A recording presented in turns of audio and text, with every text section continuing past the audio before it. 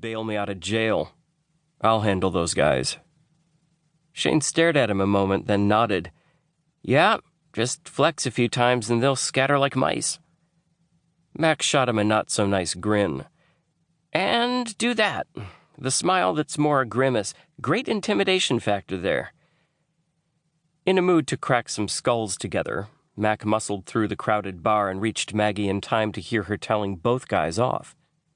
If you'd ever even bothered to ask, you'd know I never drink tequila, and I don't like grabby men, period.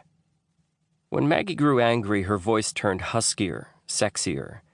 It put Mac in mind of satin sheets and naked limbs entangled with his. Unfortunately, her voice seemed to have the same effect on the morons fighting over her. Morons that looked somehow familiar. The redhead poked the dark-haired guy in the belly. Both appeared of equal weight and height, yet neither had the same musculature as Mac. Of the two, the dark-haired man looked meaner, so Mac kept an eye on him. Maggie turned to the redhead. Brent, it's okay. Brent cut her off. She's with me, Wilson. Yeah, right. Wilson made a face. Why would she want you when she could have me?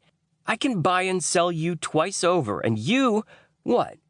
You own a nice little home in Green Lake and bench press 20 more pounds in the gym, please. Brent had patience, because he took a deep breath and let it out without slugging the guy. Wilson, don't be such a dick. Maggie and I were talking before you interrupted. Talking? Brent, she was backing away and trying to be polite about it. Wilson huffed. Poor thing just doesn't know how to reject you without hurting your feelings.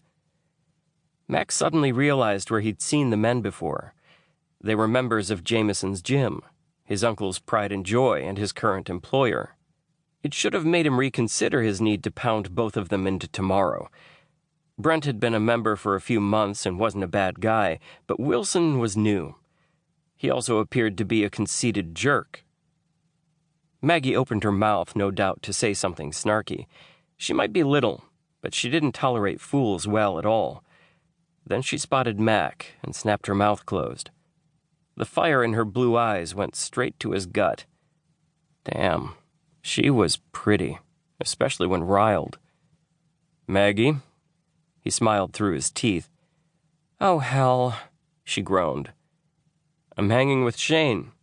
He nodded back to the bar. He sent me down here to get you. Said he wants to talk to you. A good enough excuse to pry her away without stirring too much trouble.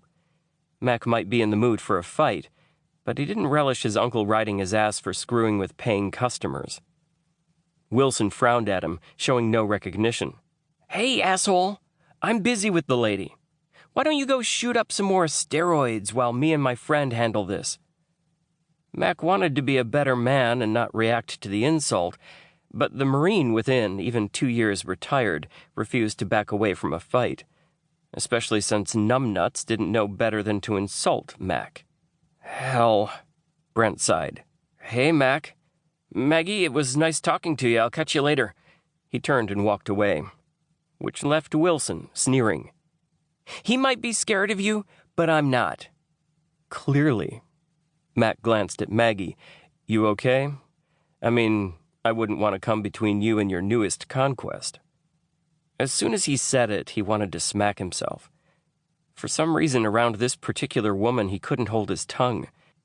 The charm he'd been famous for, that had gotten him laid like nobody's business, vanished when in her presence. You're as big a jerk as he is. Maggie thumbed her displeasure at Wilson. Excuse me? Wilson turned to her and put a hand on her shoulder. I know you didn't just call me a jerk. Mac didn't think.